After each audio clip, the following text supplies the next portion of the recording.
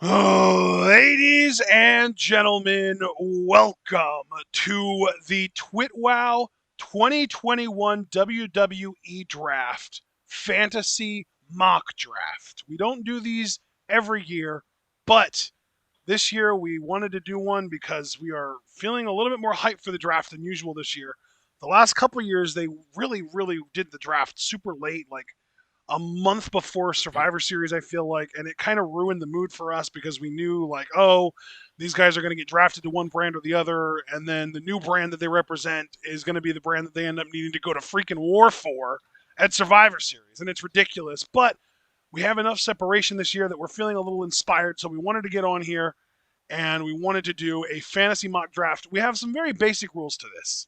I explained it at the end of our Q&A, but for those of you that weren't there, or for those of you that didn't catch it, or for those of you that just want a reminder, we are going to be drafting 10 acts. Now, I said acts, not people. Acts, meaning it could be the New Day, it could be Hit Row, it could be the Bloodline for all I care. We are drafting 10 acts to Raw and 10 acts to SmackDown. And those acts, the only rule is they can't be from the brand that they're going to. So you can't say oh, I'm drafting the New Day to Raw because that's where they are and that's about where they belong. You can't do that.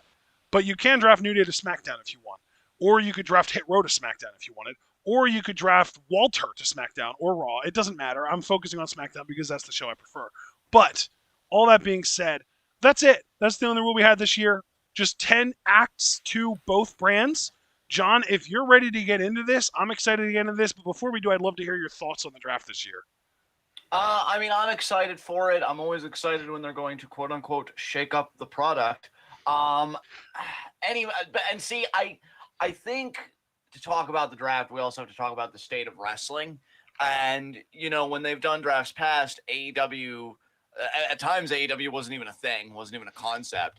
And now it's legitimately a competitor on some fronts. So I think this draft is more unique in the sense that the milieu of wrestling that it's in is bigger and more robust than it has been in drafts past. So that makes you wonder if WWE is really going to put their back into this draft and really look at it as a reset. Like, okay, these are the players in the game now. We've got to up our game for real this time, because it really does seem like there are real stakes.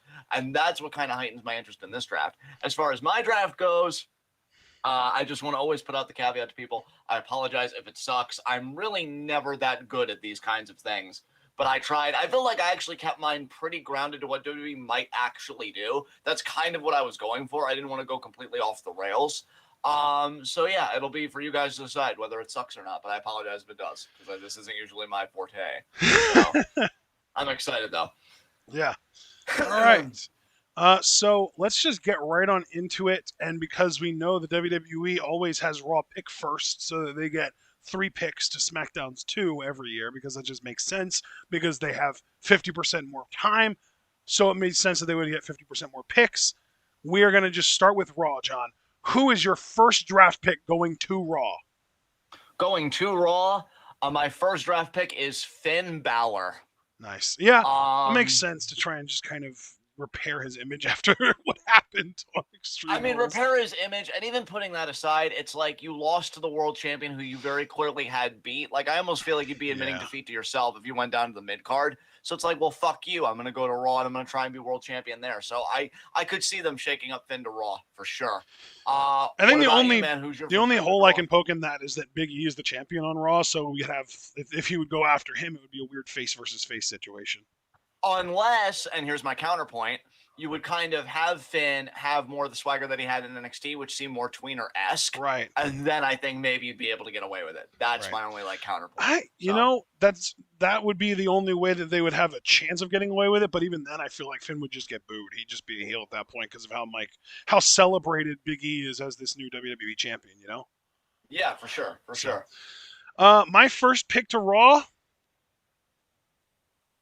I'm trying to decide which one I would say is more important than the other. I've got 2 huge picks going to Raw. I would say the more important one, though, is, in fact, the SmackDown Women's Champion, Becky Lynch, the man. I like that. Very interesting. Returning to her stomping grounds on Raw. Obviously, her being the SmackDown Women's Champion would be awkward, and we would have to do something about that, but that's the plan for now. All right, very cool, very cool. So we're still doing the 2 Raw picks. So second person going to Raw, I actually have Kevin Owens. So that's where I'm going there. I think he is doing the stuff with Happy Corbin and Riddick Moss, but I could see them just kind of scrapping that like they do storylines a lot of the time and just being like, you know what, we don't really have plans for Happy Corbin to get in the ring anytime soon, because if you notice, they've avoided him actually wrestling a match since his new gimmick, which I find interesting because we know that he's not green. That is one thing we've always given Corbin props for, is he seems very safe in the ring.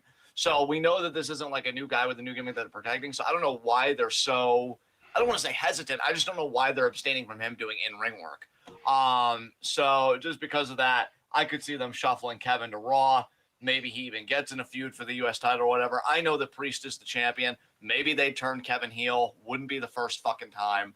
But yeah, I could see him going over to the Red Brand too, because it seems like he's not going to get back with Roman, which kind of disappoints me, because I think ultimately Kevin still stands out as my favorite Roman Reigns feud. Finn could have eclipsed it if they did the finish right, but Extreme Rules kind of sullied that. So I don't know what Kevin would do, but I think he's done with SmackDown stomping grounds potentially. So I can see him going to Raw. Okay, so your first 2 picks, Finn Balor, Kevin Owens, right? Yep. All right. Wait, are we just doing all Raw first? That's what I assumed we were doing, unless you wanted to do a 2 no, SmackDown pick. That's I don't mind fine. that. That's fine. That works for me. Because it's basically like at first we're making it seem like SmackDown's losing everything, but then we bring people back to SmackDown from other things and we're fine. Yeah. Okay, first pick to Raw for me was Becky Lynch. Second pick is the Beast, Brock Lesnar.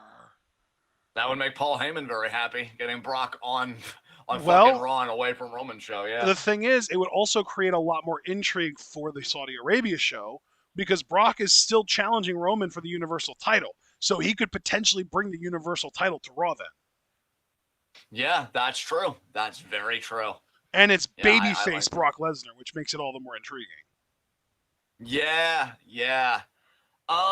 Okay. Next pick for me, and I'll tell you right now, I have more confidence in this happening than the Kevin Owens pick. I have going from SmackDown to Raw, Cesaro. I also have Cesaro going to Raw, so that's another pick that actually, it's our first pick that we have in common, actually. Yeah, because if I remember correctly, ever since the one SmackDown match that Cesaro had with Rollins, I don't know if we've seen Cesaro on TV, because Rollins did the stop, and I think he wanted to do a bigger hurting on Cesaro, and Cesaro was even kind of miming to Edge, like, on my neck, like kind of selling like a kayfabe injury. Right. And that was before the big match between Edge and Rollins in Madison Square Garden. So I don't think we've seen Cesaro since. If anybody wants to correct me, please do so, because that would be important.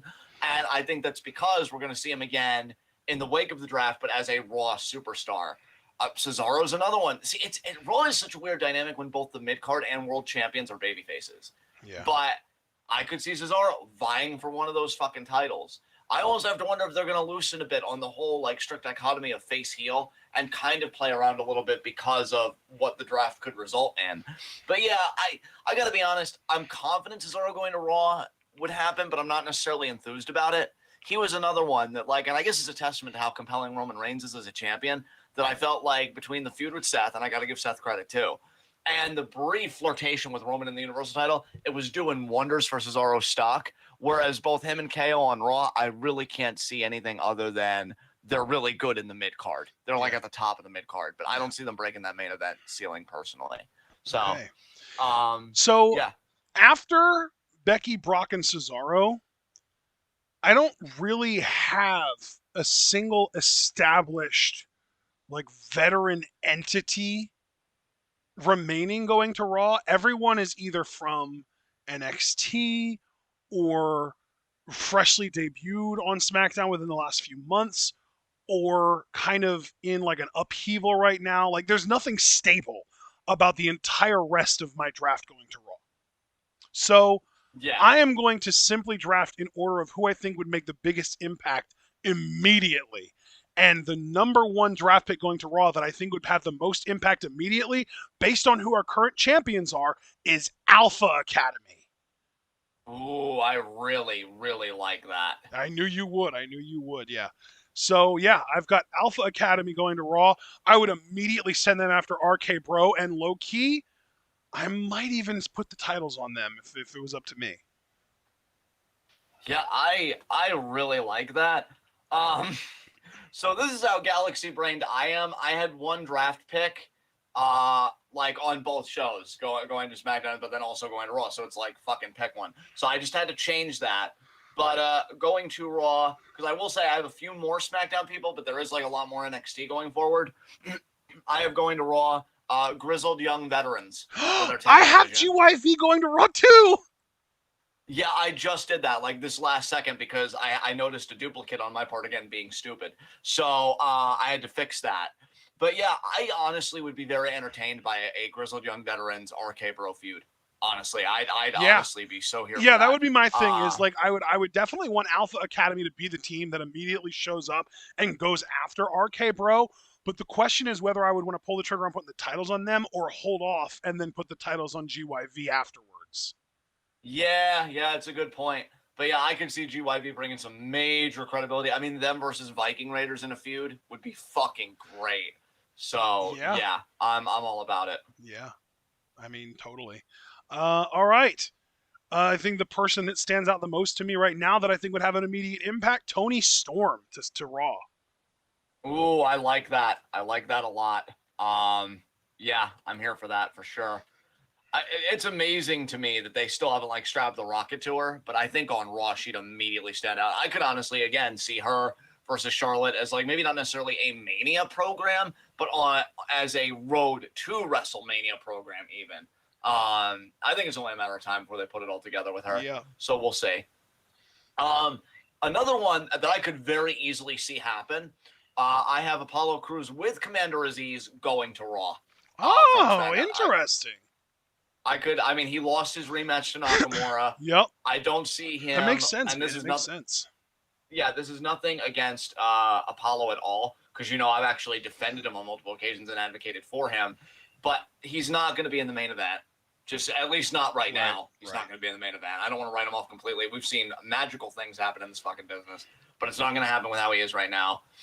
So I say, and I've even said this to you before, like 2 weeks before we got here to do this, I could see him go to Raw, immediately get in a feud with Priest, and immediately go after the U.S. title. So yeah, I definitely see Apollo Crews with Aziz and tow getting drafted. Dude, it's so funny that you say that you would want him to immediately get into a feud with Priest and go after the U.S. title, because that's exactly what I want my next draft pick doing. Ridge Holland. Ooh, that's good shit, man. Yeah. Ridge Holland coming up and going immediately after Priest is what I would want to do. And I was actually thinking about that, like before you even mentioned Crews and Aziz, I was like trying to figure out who my next pick would be in order. And I was like, Holland makes perfect sense to go after Priest, so I think it makes sense for me to mention him next. And then you said about Crews and Aziz. So yeah, that's a really funny coincidence. But yeah, Holland would be my next pick. Yeah, all right. Next for me, I'm honestly not a fan of this one, but again, like I really did want to keep it grounded. I didn't want to go off the rails.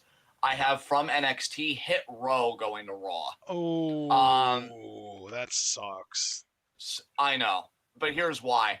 SmackDown, I feel like, is more, I don't want to say necessarily the wrestle heavy show, but I feel like Raw, again, they call Raw is more about characters. SmackDown is more about athletes. I get that. Exactly. And Hit Row, just with their whole musical gimmick alone, all being like rappers and hip hop artists, like Raw is going to want that. Like, dude, I immediately, and I cringe, and it's not because I dislike any of the people, but like, because I know WWE isn't taking them seriously, and I don't even know if I'm using this right. I feel like they'd be typecasting them. I already feel like I see Hit Row or Truth segments backstage. Oh. Now, are they hilarious? Sure, on some level, yeah, they are. But like, does it just tell me that you're making the like everybody involved? Does it just crush my soul? Yes. Yeah. But I gotta be honest, dude. This is another one that I'm semi-confident in. I don't think that I was like off the rails with this one at all. So yeah, Hit Row to Raw, and if they were smart, Swerve again would be a future U.S. champion. Hell, he would even be feuding with Big E. Fuck what anybody has to say. I could totally see this dude because they came in as heels. Right, even though they're likable as fuck, I could see this dude with a guy like Top Dollar as his muscle being a legitimate threat to Big E's title reign. Like, if they were smart, but I don't think they are. I will say I did not draft any champions from NXT to either brand. Yeah, because that's the thing too. When they get drafted, I do not expect Swerve, and maybe even Carmelo Hayes will be the reason why. But I don't see him as North American champion for that much longer because I think Vince likes this act, or he thinks he likes the idea of this act. Maybe that's more apt. And they could very well get called up. So that was my next pick there. All right. Well, my next pick, and it's really fitting because the women's tag titles literally just changed hands. They're now on a Raw heavy team. You know, Rhea Ripley and Nikki Ash. So Yes. I'm drafting Shotzi and Knox over to Raw. Very cool. Very cool. They're following those tag titles. Not much to say about this next one. We just know that he's been working dark matches. He even seemed to put out a goodbye tweet to like the way. I have Austin Theory going to Raw. Oh, okay. That makes sense. I feel like he probably would be a better fit on SmackDown, but you know what, though? He showed on NXT that he's such like a goober. Like, I expect him to be in the 24/7 division within like 4 months. Yeah. So, yeah, I have Theory going to Raw. Plus, wasn't he literally already on Raw with Seth and Murphy? Yeah, he was for that brief. Yeah, so they're going to run it back, I think. Yeah, you're absolutely right. I actually forgot about that. Yeah. But, yeah. All right. My next pick to Raw is the Mysterios from SmackDown. Interesting. So you think they'll carry over the storyline of like, you know, a new brand, maybe my dad will give me room to breathe, he doesn't, and then, you know, would we continue that, you think? Here was my big reason for this, John. I wanted to get more tag teams on Raw because I feel like Raw was kind of lacking in tag teams. And especially when you see how like rich SmackDown's tag division is right now with like everyone having a story. Like, you know, the Mysterios have a story to themselves. The Street Profits have a story. Knock and Boogs have a story. The Usos, Cruz and Aziz. Everyone has a story right now except for maybe like Alpha Academy and Rudolph, right? Like that's about it. And that's why I'm bringing Alpha Academy over because I want them to have a story. And you could immediately insert them into the Raw tag title picture and make sense. Whereas, you know, the SmackDown tag champs right now are heels, so that doesn't make sense.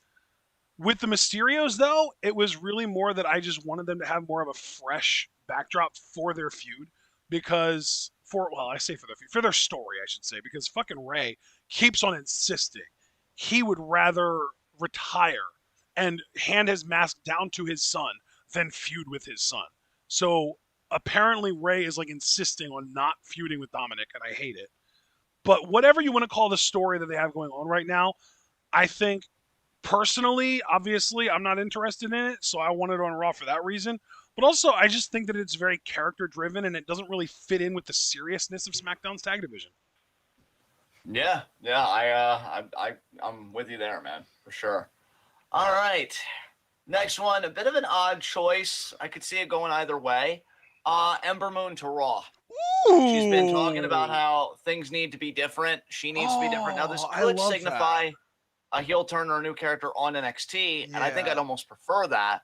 But given some of the women that I shift up to SmackDown, which we'll be getting to in just a few moments, you know, Raw is going to need some heavy hitters, you know, for Charlotte to go over against. So I am so sorry, but you guys know that I'm right, so I'm also You don't need to be either. Yeah, exactly. So yeah, I could see Ember Moon being a good fit for the women's division for Raw. So yeah. All right. I dig it. I really like that pick actually. Ember needs something to do for sure. My final Raw draft pick, because again, remember, I've you know, I had two that you also mentioned already that I'm not going to need to repeat because it was Cesaro and GYV, and you already had them. And I believe that this is going to be something that you also have. I have Dakota Kai going to Raw. I also drafted Dakota Kai, but I had her going to SmackDown, which I guess we'll get to later. So okay, yeah. Well, I have Dakota Kai going to Raw because Shayna is already there. They have a built-in story, and Raw, frankly, needs more pin takers, and that's how WWE sees Dakota. As much as I hate it. All right. Well, not rounding out my draft because I still have two more picks. Yes, you have two. Dirty Dogs to Raw. Rudolph. I'm putting them as Rudolph. Yeah, they're old. They're in the way. Dolph's chin hasn't changed in like 14 years. It's stagnant, just like the Raw product. Bro, I've seen the way, and they're far superior to Rudolph. Yes. So yeah, I just have Rudolph because I forgot that we have that name for them. I just see them going to Raw because I feel like they've been stagnating on SmackDown. They're not even in the conversation for the titles. I think the last thing they did actually was lose in respective singles matches to Boogs. So yeah, this will be like a reset for them. I could see them going to Raw. All right, and your last team or your last draft pick to Raw? Carmella, actually. Oh, dude, She I was very close to drafting Zelina Vega to Raw, and then I decided against it. Well, you know what? I'm glad you and I are very similar mindset there. Yeah, with Carmella, you know, again, I'm just gonna be honest, and I know it's complicated because Charlotte's the champion right now and she's a heel, but Carmella has really shown with this gimmick anyway that she can't do much outside of feud for the title, like because the stuff she did with Liv. And maybe it's not even her fault. In fact, it'd be unfair to say it's entirely her fault.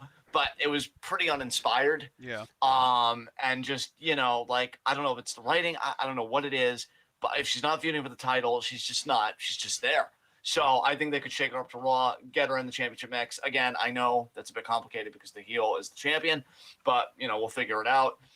So, yeah, I could see her shaking up to Raw. Maybe she'll try and be 24/7 champion again. Who fucking knows? But yeah, Carmella to Raw, and that rounds out my SmackDown / NXT to Raw list. All right. So what about excellent? Let's get to our SmackDown Raw drafts then, right? Excellent. Yeah. Do you want to? Since I just went, you're gonna go first, right? Sure. My first draft pick to SmackDown is Drew McIntyre. Very interesting. I like that. I basically was like, do I want to take Drew or do I want to take Bobby? Because I wanted one of the two because the main event is just a little bit too loaded on Raw. And I ended up going with the babyface because of the fact that I already knew I was shifting Cesaro over to Raw, and I wanted to balance the scale there. I love it. I want to say before I get into like my side, especially my top 3 like draft picks, I do notice, and God, I hope I don't sound cringe again. Apologies if I sound cringe. I noticed that I've really loaded SmackDown to be like a lot of wrestlers of color, and I like that. Like I really feel like I noticed at one point that I was doing almost the opposite, and I hated it. Like I've noticed that like if especially with this age of like black excellence that you see a lot of wrestling fans talk about and like representation and stuff, SmackDown might even like my roster for SmackDown with this draft might really tap into those demos because I mean I'll just get right into it. My number 1 draft pick, Kofi Kingston and Xavier Woods. So they are leaving Big E again. I didn't think the New Day reunion would last that long, and I see them going to SmackDown. Why? Because the immediate baked-in feud is them and the Usos for the tag titles. So I see Kofi and Woods going to SmackDown. I like that. But that's not all I'm doing, but we'll get to that. So who's next for you? I actually noticed literally the only non-white performers that I drafted to Raw are Shotzi, who's Filipina, the Mysterios, and Dakota Kai, and that's it. And then you'll see I have a few to SmackDown. Not a lot. I actually have like weirdly white drafts. I kind of hate it. But let's move on. My second pick to SmackDown. We already have Becky Lynch on Raw. We got to complete the set. Charlotte Flair to SmackDown. So they just do the thing that the Street Profits and New Day did a couple years ago. They trade titles on their way. Like they just switch titles. Oh God, I hate that you're probably right. Fuck me. Jesus. Can we just skip Charlotte's segments when we're reviewing SmackDown like we do with people we don't like on the show? We did, at least when we didn't like people on it. Of course. Yeah, because like I'm not wasting oxygen. Oh my God, yeah.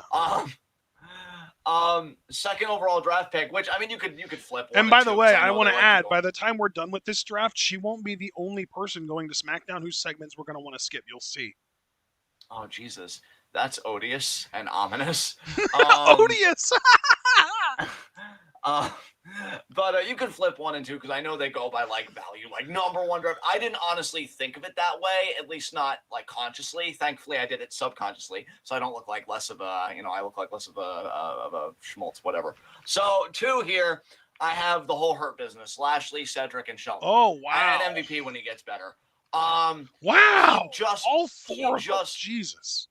He just lost his rematch to Big E and like already drew the next contender. You don't have the kind of run that Bobby had and then settle for I want my US title back, Damian. Like it just to me it doesn't hit right. But I you think he's face on SmackDown?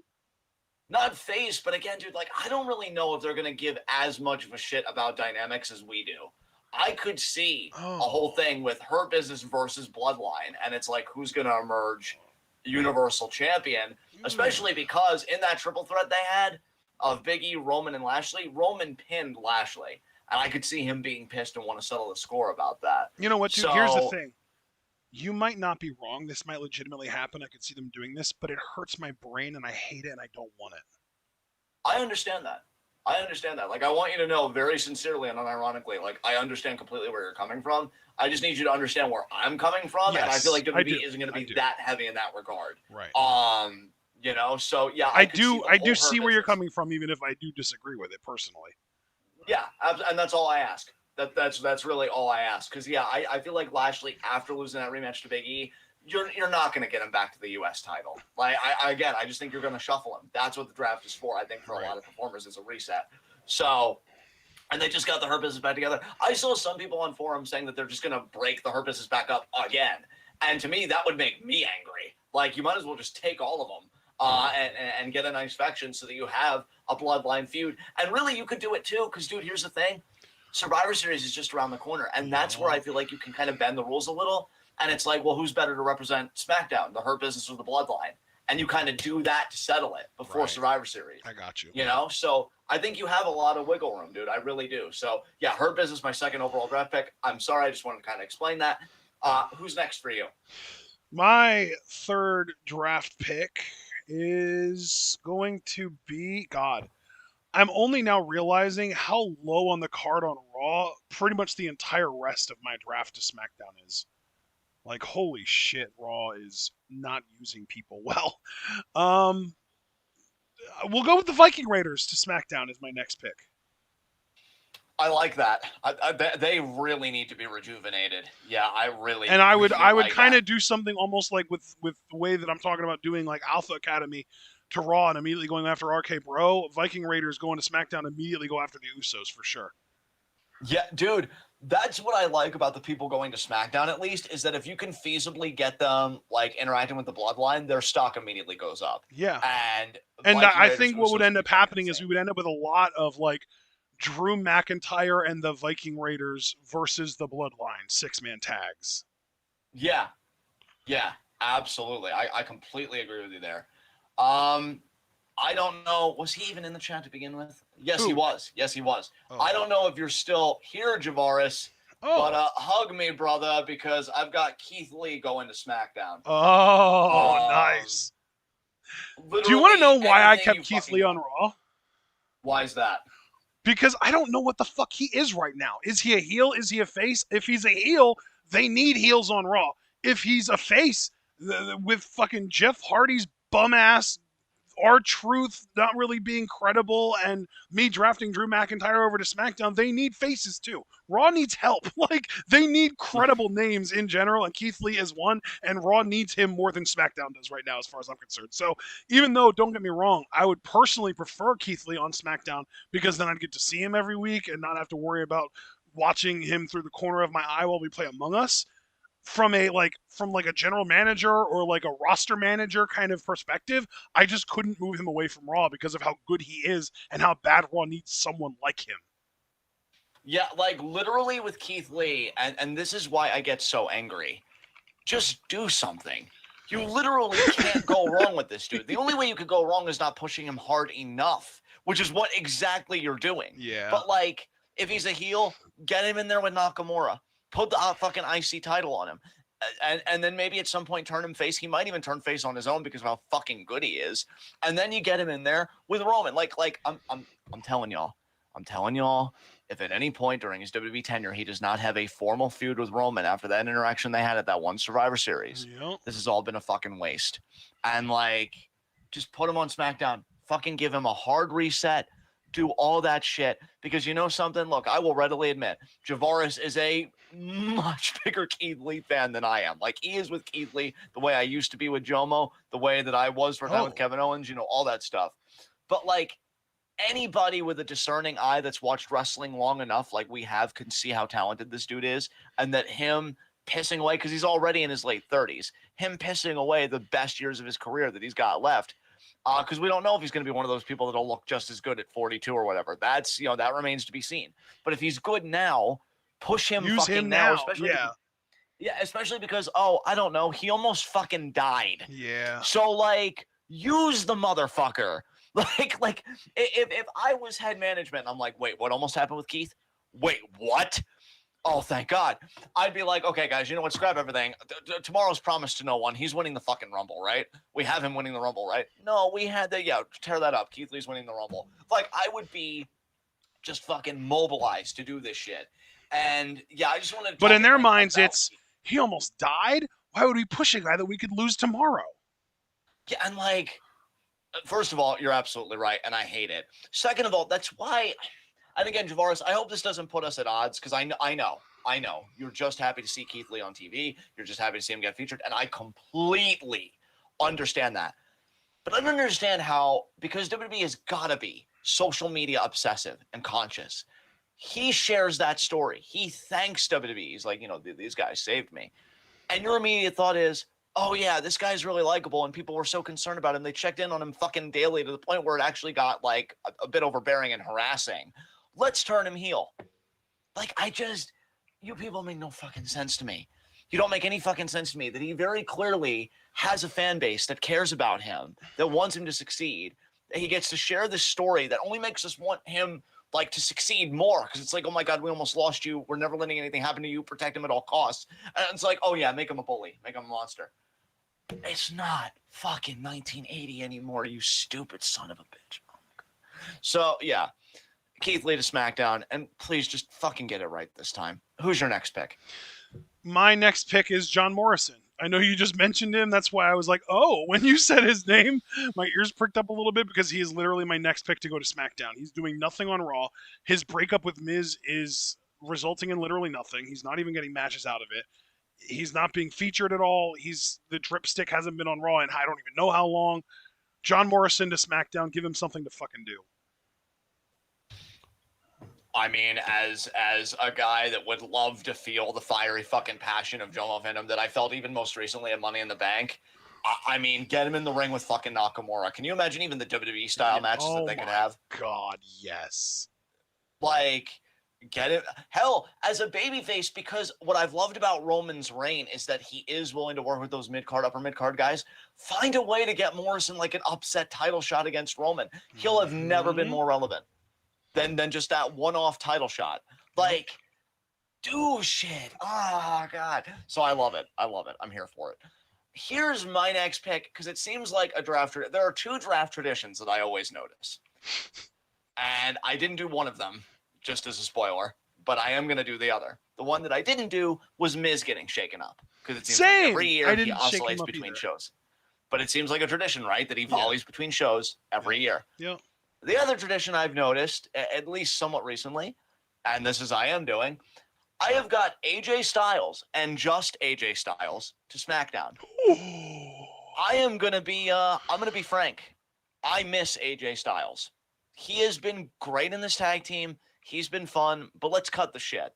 Obviously, WWE wants Amos to be like a single star to me. You cannot look at this dude and not think, I'm going to see him feud against Big E as a heel. Like, in John Morrison's first match as a babyface on Raw, he lost to Amos in a singles match. So clearly, he's a heel, right? Big E is this proud, strong champion. If they do not cross paths, I will make a wager with you guys right now, because you guys know that I have no pride. in Big E's entire WWE title reign, he does not have even one defense against Amos. I will come up here and I will verbalize, and I'm going to be very exact about my amount here this way. No assholes are like, oh, you promised us amount. Fuck you. I will verbalize a whole paragraph praising Charlotte Flair. I will write a whole paragraph. Can you and I will read maybe it out loud pick someone that wouldn't damage the fucking brand? Okay, you pick somebody. Pick somebody then. Well, it's hard to think of someone that you hate that wouldn't damage the brand. Fuck. Let's see. Jonah Rock. Bronson Reed, Jonah. Bronson Reed, okay, not as biting as going with somebody I hate, but okay. Just because it is a brand and you're a part of it too. I'm mad on him. That's why I went with somebody that I like viscerally I always hate. got hate vibes from you on him when he was in NXT. Yeah. You know what?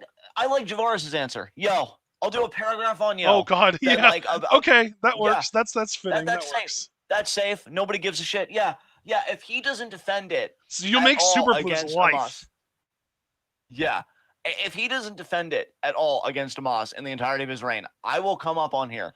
Maybe even like before we get into a Q&A or some random commentary like that. And I will do it. I will have a paragraph written out and I will read it because it's very clear to me that they've got big plans for Amos. Now, to get back to the actual substance, our draft, I want, because AJ has said WWE is the final stop for my career, I want one more big singles run from the house that I built, AJ Styles. He needs to end his run. I'm not even saying that this is it for him. I don't know how many more years he's got left. Only he knows that. But assuming hypothetically that this would be it, he needs to end his career on SmackDown to me. Because I think some of the best SmackDown moments in the last few years involve AJ both as face and heel. And I think you could turn him face very easily with a shakeup, especially just him being singles and not having a Moss. He might even be face that very night, and he might change his tone. And then again, because Survivor Series is so close, he could run up to Roman and be like, I'm a better representative for SmackDown than you. And I've wanted to see AJ and Roman work more because those matches that they had, what was it, back in 2016? 2016 was Styles Ambrose, I think. Was it 2015 then? Well, no, Styles debuted in 2016, but I think he went straight from the Jericho feud to SmackDown, didn't he? Was there something? Well, he did, but remember those two matches in between at Backlash and Extreme Rules against Roman Reigns that year? Because remember, Yeah, I think you're right. Okay, yeah. That's my bad. I forgot. Okay, yeah. So, yeah, we're on the same page, though. So, yeah, like, those matches I thought were actually pretty fucking good.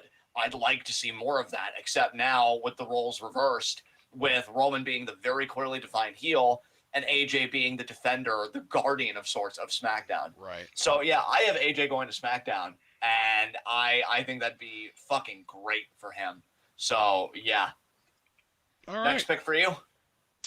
Frankie Monet joining John Morrison over on SmackDown. Oh, yes. Give it to me. Yes. Yep. We're making him a team. I'm not sure whether I would rather turn Morrison heel or Frankie face. I kind of think based on the face roster that I have at the very end of this draft, I think I would rather have Frankie start out on SmackDown as a face with Morrison and act as a corrupting force to turn him heel while having been heel all along by the time certain people are able to make their returns in a few months. All right. Yeah, I like that. You'll see what I'm talking about when we get to it. Literally, my last pick to SmackDown is going to influence this whole thing. You'll see. All right. My last quality draft pick. I'm not. Ashton's not the only one that can be ominous. Asuka to SmackDown when she recovers from her surgery. Shit. That's literally that was going to be my last pick. I was going to save her for dead last, and I was going to say somebody that hasn't been around for a while that I'm drafting the rights to SmackDown is Asuka, because when she comes back, she'll be able to wrestle there. Yeah. So that was my whole thing, was I was going to have Asuka go to SmackDown, have Frankie be a face until Asuka's ready to return, then have it be revealed that Frankie is like this corrupting force turning Morrison heel, and then they both go heel as Asuka comes back so that we can have that babyface slot that gets left open by Frankie get filled by Asuka. I'm telling you, the biggest program Asuka is waiting for on SmackDown in my mind is Bianca Belair. Because Bianca, let's remember, she chose Sasha to challenge at Mania and not Asuka, because Asuka faced Rhea Ripley this year. I'm still waiting for Asuka Sasha. Well, didn't we already get that though, with like Sasha Bailey kind of running roughshod in Kabuki Warriors and like all that stuff? We've got I will give you that we've gotten something like it in the sense that we got like the tag team feud. I want a straight up one-on-one feud between Sasha and Asuka. Okay, so you're talking like just a pure singles program from beginning to end. Yeah, I can grant you that, and that's still possible though with my shakeup too and yours, because we do share that. So yeah, I think Asuka to SmackDown would be huge for their women's division, because I think at this stage of her career, she really is like the really credible veteran that you could still put the title on for fucking sure, but you can also really put some respect and put some prestige on the people that you want to make in that division as well. So yeah, Asuka to SmackDown's a pretty easy choice. Next for you. Well, we agreed on Asuka, so I kind of already revealed that she was on my list. So do you want to go next so that we kind of stay in order a little bit? Oh, sure. We can get my shitters out of the way. Well, some real shitters. This is probably the shittiest one of the shitters. Although number 6 and number 8 are a bit of a debate. And this is number 6. Jinder Mahal to SmackDown. Oh. I don't know who his bodyguards' names are, but you can pencil them in too. I think they'll all go together as an act. I'm just gonna say it. They've had no problem having Shinsuke drop to Jinder in the past. I could very easily see him being the one to end Shinsuke's Intercontinental title reign. And it's one of those picks. I see. Yeah, he's definitely going to be like a solid mid-card pick for them. And believe me, folks, if you're wondering, yes, I very much do hate it, and I hate my life right now. So Jinder Mahal to SmackDown. Yeah, I could see him thriving in the mid-card scheme. Who's next for you? Well, Foster, pay attention here, man, because this is what I was referring to earlier when you said something along the lines of like, oh, Raw has been building up multiple tag teams over the last few weeks. Like we have Humberto and Garza showing up more now. Well, they're not on Raw anymore because I'm drafting them to SmackDown. Yeah, I love that. I think it's a great pick for SmackDown. Yeah, I really like. I wanted to basically just freshen SmackDown's tag division up a little bit. So like, we're effectively swapping out Alpha Academy, or not Alpha Academy. We're effectively swapping out. Oh, well, yeah. Regardless, we're effectively swapping out the Mysterios for a much younger, much more interesting team that don't have stupid family drama to deal with, that are actually cousins and got their family drama out of the way years ago in Humberto and Angel Garza. I love it. Next pick for me, Ricochet to SmackDown. Okay. I think this would be a good fit for him. I could see him maybe flirting with the Intercontinental title. I'd love to see him flirt with the Universal title just so he could get choked out by Roman with that guillotine. And then in his like little baby voice kind of complain about it. That'd be fucking hilarious to me. But yeah, I think Ricochet could use a change of scenery. So going to SmackDown seems like a good move. Next for you. Next for me, and this is something that I almost just gave away when I was saying we're swapping out, and then I was like, wait a minute, no, we don't want to give that away yet, because you know how I mentioned Alpha Academy is going to Raw. Well, in my mind, the role that Alpha Academy fills in SmackDown gets filled by this next pick, because they need to get more than they have now, and that is Xtribution Mason T-Bar going to SmackDown. Ooh, I like that. I like it a lot too. I'm a big fan of it. Yeah. I would think so. Oh God, you know what I'm not a big fan of though? My next pick. I'm wait, dude. You're gonna name someone that I have on this list. I'm just waiting for it. Who is it? Nia Jax to SmackDown. Oh, yeah, no, I'm not.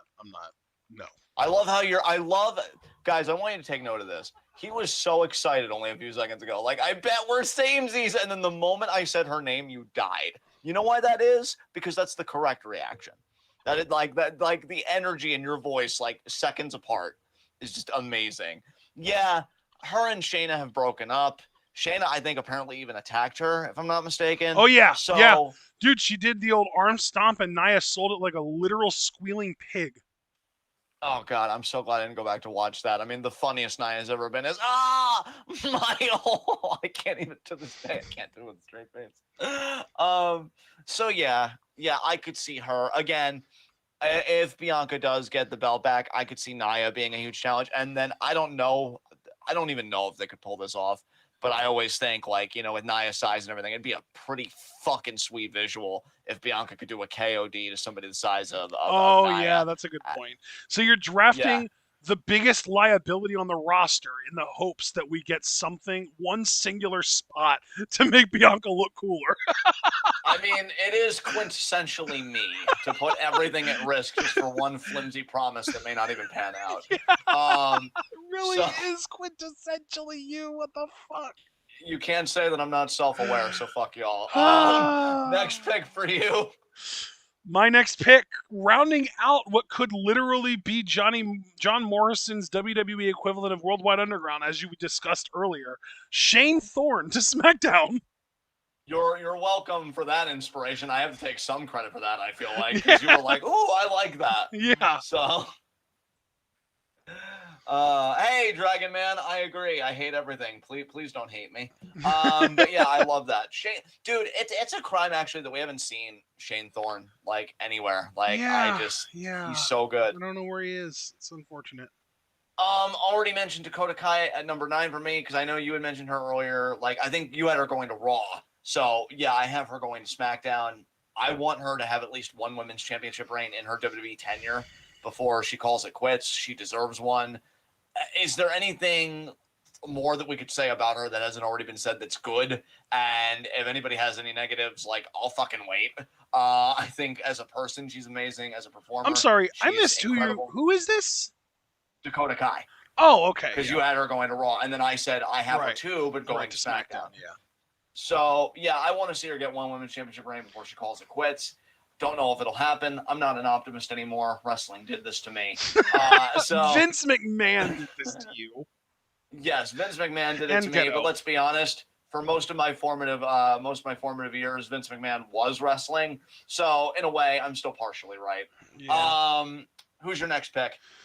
You mean my final pick? Yes, your final pick. My final pick to SmackDown. This is the guy that I thought you would have had alongside me. This is the guy that I thought we would have had in common because it just makes almost too much sense to ruin SmackDown with Charlotte and LA Knight both going to SmackDown in the same draft. Oh, God. Oh. Let me talk to you. How about no?